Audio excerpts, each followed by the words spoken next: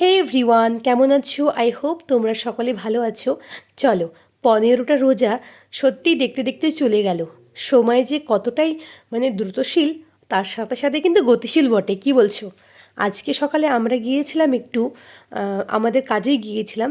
তো সেখান থেকে ফেরার পথে হঠাৎ আমার চোখে পড়লো আর কি একটু একটা নার্সারি।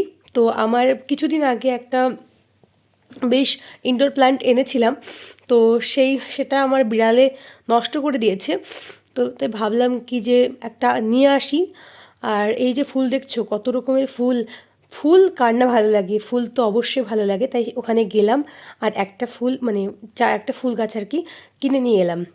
আজকে যেহেতু শুক্রবার ছিল, তাই তাড়াতাড়ি করে রুমটা পরিষ্কার করে নিলাম। আর রুম পরিষ্কার করলে মনটা ভীষণ ভালো লাগে। আর শুক্রবার এমনি একটা খুব প্রত্যেকটা দিনই ভালো, কিন্তু শুক্রবার যেহেতু জুম্মার দিন, এই দিনের বিশেষত্ব মানে অ্যাটলিস্ট মুসলিমদের কাছে অন্য কিছুই। এই দিন কি বলবো, এই দিন খুবই খুবই খুবই সেরা সকলের কাছে।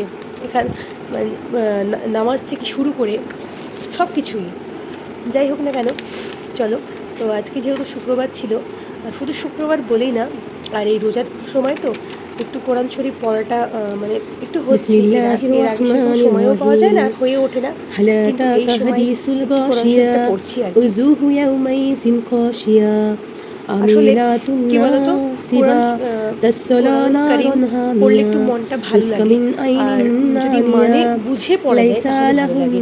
আর তাছাড়া আমরা তো আর আরবি সেভাবে জানি না, কিন্তু বাংলা হোক বা ইংলিশ হোক, যে যেমনভাবে বুঝতে পারবে, পড়ে বুঝতে পারলে তাও তখন আরও পড়ার যে আগ্রহ, গুরুত্বটা বেড়ে যায়।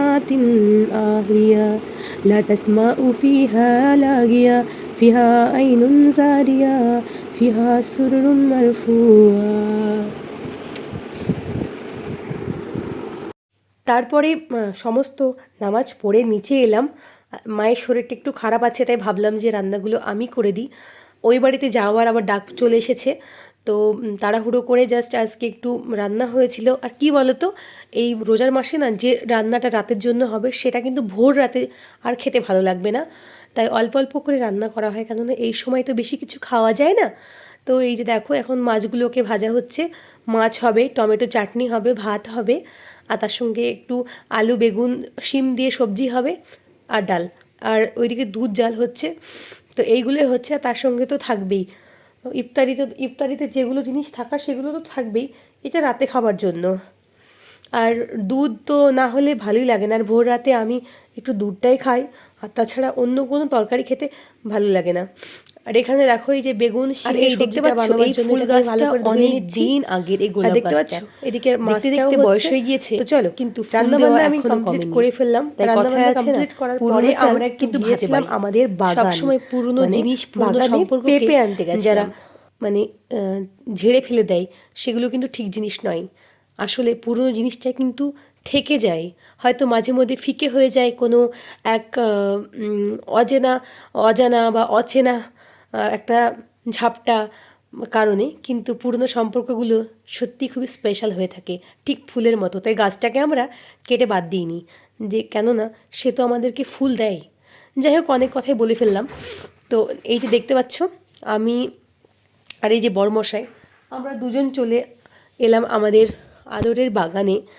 আর এই হচ্ছে, আর আমাদের এই বাগানটা গাছে না প্রচুর সজনে ফুল বাগান এসেছে। বাড়িরই আর তো কি, আমি সম্পূর্ণটাই ওই বাড়িতে পাঁচিল সজনে দিয়ে ফুল ঘেরা। দুদিন খেলাম, দেখে তো মনে ভাবলাম হলো যে মিনি চিনের হঠাৎ করে পাঁচিল। দেখে মনে যাই হলো হোক না যে কেন, দেখো দেখতেই কি পাচ্ছ এখানে পরিমাণে ফুল হয়তো এসেছে। ঘাস পাতা এবার শুকনো রোজাটা পাতা পড়ে বেরিয়ে আছে গেলে ভাবছি বলে ফুল মনে খাবো। হতে পারে কতটা নোংরা, কিন্তু না, এখানে আমার আব্বা সম্পূর্ণভাবে পরিষ্কার করেছে, আরও করতে হবে। আর এখানে এই যে বড় হয়েছে গাছটি, মানে তেজপাতা আমাদের বাড়িরই তেজপাতা। আর তার সঙ্গে এখানে রয়েছে শুকনো জ্বালানি কাঠ, সব কিছু।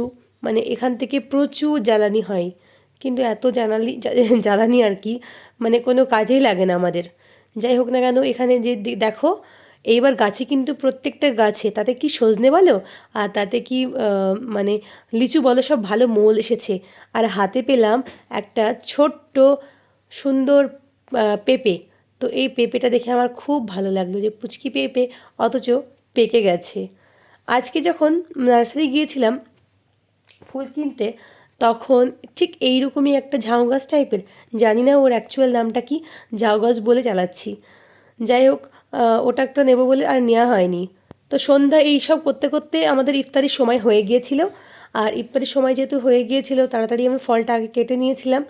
আর ক্যামেরাম্যানকে বললাম যে তুমি ঝটপট করে আসো আর ক্যামেরাটা করে দাও। তো এই যে দেখতে পাচ্ছ, তাড়াহুড়ো করে এই সবগুলো আমি সাজিয়ে নিয়েছিলাম আমাদের জন্য। এই ফল টল কাটলে থালাগুলো দেখতেই ভালো লাগে।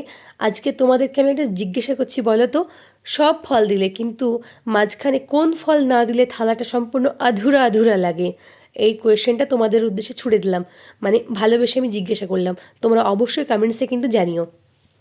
তো যাই হোক, এই ফল টলগুলো ছিল। আর তার সঙ্গে আমি এর আগের বছর কখনোই কিন্তু চিড়ে, গুড় বা চিনি, কলা একসাথে খাইনি, কিন্তু বিয়ের পর প্রথম এই বর খাচ্ছে, বরকে দেখে খাচ্ছি। তো আমার মনে হচ্ছে বেশ এটা হেল্পফুল, আর খেলে পেটটাও ভালো থাকে। তো আমাদের তো খেতে ভীষণ ভালো লাগছে, তাই তোমরা যদি কেউ না খেয়ে থাকো একবার ট্রাই করতে পারো। আর এই যে তারপর সন্ধ্যার দিকে চলে এলাম। এই আমার মানে খুব ভালো লাগে এখন আমি যবে থেকে আমার বিয়ে হয়েছে তারপর থেকে মনে হয় আমি পেঁয়াজি বানানো আমার শাশুড়ি মায়ের থেকে বেশ ভালোই শিখেছি, মানে মোটামুটি শিখেছি আর কি। এইখানে আমি পেঁয়াজি আগে আমি ভাজাভুজিগুলো সেইভাবে করতে পারতাম না, মানে পারতাম কিন্তু সেই পরিমাণে ক্রিস্পি হতো না, কিন্তু এখন বেশ ক্রিস্পি হচ্ছে আর খেতে ভালোও হচ্ছে। তো এই ক্রেডিটটা, এই ক্রেডিট যেটা, এটা যায় কিন্তু শাশুড়ি মার উদ্দেশ্যে। তো দেখতে পাচ্ছ মানে পকোড়াগুলো বেশ ভালো হয়েছে। আমি যেটা শিখেছি যে মানে জল তো দেওয়া যাবেই না, পেঁয়াজগুলোকে ভালো করে মাখতে হবে, এমন করে টাইট টাইট একটা থিকনেস না রাখলে, যদি এটা পুরো জল দিয়ে করা হয় তাহলে কিন্তু ভালো লাগবে না, মুচমুচে হবে না। যাই হোক, অনেক কিছু বলে ফেললাম। আর এইদিকে পেঁয়াজ ভাজা হয়ে গেল, পেঁয়াজি বা জাল বড়া, তারপর গরম খাওয়া গরম দাওয়ার দুধ পরে চা। একটু হাঁটাহুটি এই দুটো করলাম, মিলে হাঁটার পরে একটু আমাদের তো বসেছিলাম খুব ভালো লাগলো বাইরে। তারপরে রাতে তারপরে ঘুমোতে আমরা যাবো। আবার তারাবি পড়ে তো আসলাম। আজকের তারাবি মতো পড়ার এই পরে ব্লগটি যদি ভালো লেগে আমাদের থাকে চলে এলো তাহলে আবার এই যে রাতের এখানে খাবার। খাচ্ছে আর এই যে কমেন্ট। মিষ্টি, এই মিষ্টির নামটা যদি ভালো লাগে থাকে অবশ্যই লাইক করো, কমেন্ট করো, শেয়ার করো। মালপোয়া আর কি আমাদের আর তোমরা এখানকার অবশ্যই পাটকেবাড়ির জানিও যে মিষ্টি। আমার আর রামাদান রাতে ওই যে সিরিজের রান্না করা এই হয়ে